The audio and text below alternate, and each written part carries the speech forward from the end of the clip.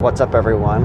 Just want to, I guess you're supposed to say, what's the affiliative thing to do? You're supposed to say, Happy Thanksgiving or something like that. Well, anyways, I'm going to my first Thanksgiving meal.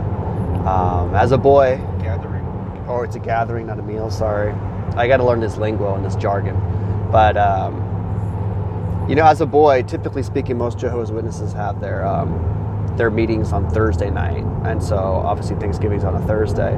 And so, typically speaking, on Thanksgiving, while everyone else is gathering their family and things like that, as a witness, you kind of just drove to the Kingdom Hall talking shit about how you gave thanks every day and how much better you were than everyone else.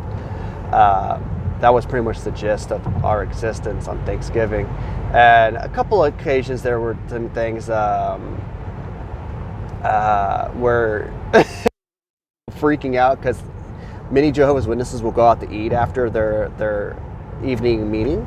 You get out around 9:30 with like Denny's or something like that, someplace like that was open all night. And I remember some people freaking out, you can't eat turkey, oh my God. And like, even though there is Watchtower literature that says it's okay to eat turkey, but you would not want to acknowledge different things. Anyways, this is just a little introduction to Thanksgiving for Jehovah's Witnesses and, the not supporting it because it's a political holiday, which is fascinating because although me doing world traveling has made me more proud to be an American, and I understand more of the privilege I have being raised in this nation and different things like that. I myself personally still have not voted or anything like that because I'm just freshly out of the organization. But when you leave the country and you visit other places and then you come back, you kind of really appreciate capitalism and just a variety and options and different things that just other countries just don't have. That being said, there was an article today in one of the JW groups about 2 students being expelled from school in Jakarta, which I believe is Indonesia, right? Jakarta's in Indonesia, yeah. And so they got expelled from school. And so essentially being expelled from school marks you for the rest of your life as pretty much degenerate, and so because of their faith in Watchtower, not really in God, because Jesus was never asked such stupid, idiotic things like that. Because after all, he was crowned king and rode in on an ass, and so he obviously got involved in political things. But anyway, that's a side story. Those kids are now ruined for the rest of their lives because they refuse to sing the national anthem. They refuse to salute the flag there. Now, granted, as an American, we have the rights here. A lot of that has to do to Jehovah's Witnesses and the civil rights we have, where you don't have to salute the flag and, Colin Kaepernick can sit on his ass, wishing he lived in Cuba, and wearing Che shirts and stuff like that. But anyways, that's all available to people like that and to all of us. And this is a side tangent again. But it's interesting that Watchtower forbids this. And, growing up, I grew up in California, and so the flag salute and not doing it wasn't a big deal because there's not really a patriotic state to begin with. And so a lot of people would be okay with it. No one really cared. I mean, I remember some kids saying they were like, hey, Matt thinks he's super cool. He's at to salute the flag. And like, I don't remember anybody like teasing me over it, and it wasn't that big of a deal. In fact, most teachers didn't even require us doing it. Now, that's a different story for people who grew up in places like Tennessee, where they're very patriotic cultures and they kind of like get really mean to you if you don't salute the flags. And I've heard lots of horror stories of witnesses being teased and harassed by the teachers, by the students, and just a lot of emotional turmoil that they didn't really need to go over, because in all honesty, you could easily just put your hand over your heart and not even say the flag salute and no one really would bother you. Pledge of Allegiance. But the Pledge of Allegiance, whatever.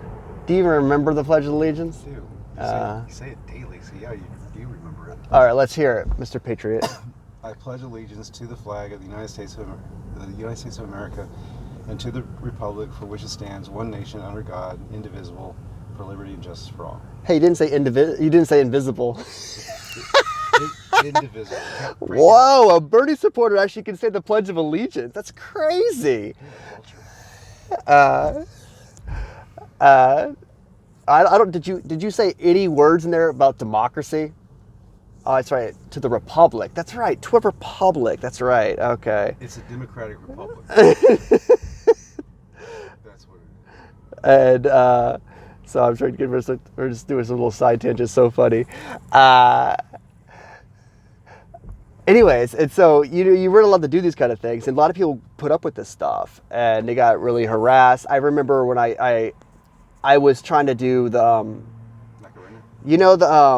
in elementary school there was like the crew where you like help kids go across the street, and like you had like hold the stop sign and you let crossing guards and stuff like that, and I was on that, but then I got kicked off because I wasn't able to do the flag in the very front, and so I wasn't able to do that job. And they're like, well, you have to be, because everyone had to rotate and put the flag up in the pole in the front, and so that was kind of a humiliation, I guess, I had to put up with. But anyways, back in Jakarta, so these kids get expelled, their lives are ruined, over this. And so you can say, oh, it's just a little thing, they're expelled, they can go into home studies. Actually, maybe home studies not even available in Indonesia, who knows? It's not legal in a lot of countries.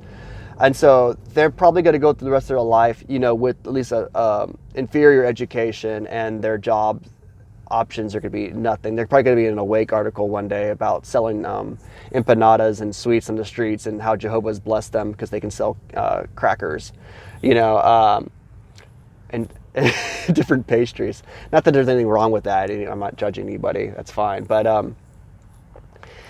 yeah, but then you look at Watchtower, if you actually see what they're doing behind the scenes, my big wake up was the UN, being an NGO and being completely affiliated with them. And they used the argument, well, we wanted to have a library card when anybody can use the UN libraries. And then they're involved in different political things. I think it's the NCSE in Europe. They had to join that political party.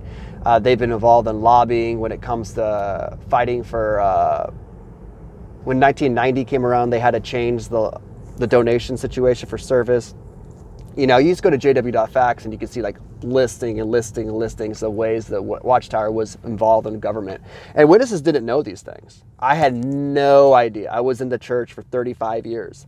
35 years. I had no idea about the UN. I had no idea about Malawi and the Mexico thing. Well, yeah, Mexico, where you were allowed to bribe the government to get a card that said you enjoyed the military.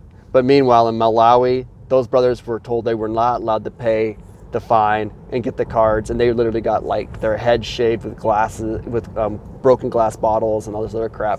Went through serious turmoil. I mean, you could argue, why would they allow that over in Mexico but not over there? Mexico has an economy, it might not be as nice as USA, but there still has an income. And I think Mexico has the most witnesses per capita. So that's just my thoughts on different hypocrisy things like that. And so I hope to have a good time on my first Thanksgiving, and I hope everyone else does too. Enjoy your patriotic holiday,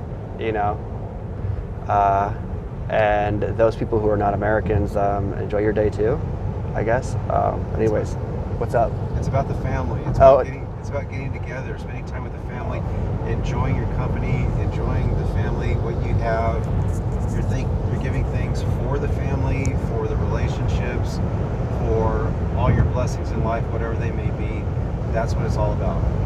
Remember that meme I showed you this morning? Did you record that? Yeah, it's recorded. That was entj SE Child, like, oh, I love everything about social gatherings and getting a group experience with everyone. Makes me feel good. Yeah, without that emotional nonsense.